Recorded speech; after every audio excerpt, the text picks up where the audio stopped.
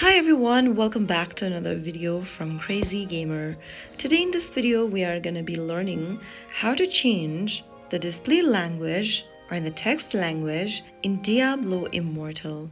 If you want to change the text language on the Diablo Immortal game, first of all, launch the Diablo Immortal and then reach to the main home screen, this game screen over here. And once you're inside, tap on the menu button at the top right corner. Now, on the top right, click on the gear button, and from the settings menu, click on General. Under General, scroll to Language option and tap the globe icon right next to text.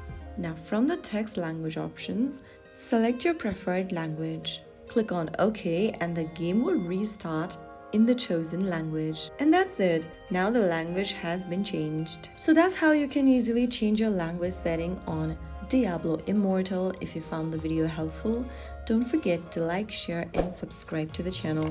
I will be back again in the next episode. Thank you for watching.